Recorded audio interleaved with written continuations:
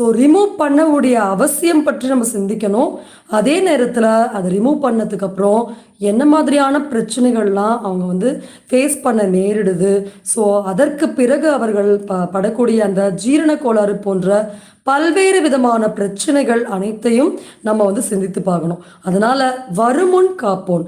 அந்த கால்பிளேடர்ல ப்ராப்ளம் அதிகமாகறதுக்கு முன்னாடி அதை எப்படி நம்ம வீட்டிலேயே ஒரு ரெஃப்ரெஷ்மெண்ட் பண்ண முடியும், ஸ்டோனுடைய சைஸை பொறுத்து நம்ம எந்த அளவுக்கு முயற்சி எடுத்தால் அந்த ஸ்டோன் கரையிறதுக்கான வாய்ப்புகள் இருக்குது அப்படின்றத பற்றியும் நம்ம இந்த பதிவில் தெளிவாக பார்க்க போகிறோம். சரி, ஓகே. இப்போ நம்ம இந்த கால்பிளேடரில் என்ன மாதிரி எல்லாம் ப்ராப்ளம்ஸ் வரும் அப்படின்றத பற்றி நம்ம தெரிஞ்சுப்போம். முதல்ல கால்பிளேடர் ஸ்டோன் தான் நிறைய பேருக்கு இருக்கக்கூடியது. ஸோ 7 mmக்கு மேலே கல் சைஸ் அதிகமாகும் போது அடிக்கடி வயிற்று வலி வர்றது, அடிக்கடி நமக்கு வாமிட்டிங் சென்சேஷன் இருக்கிறது, சாப்பிட்ற உணவு செரிக்காம அப்படியே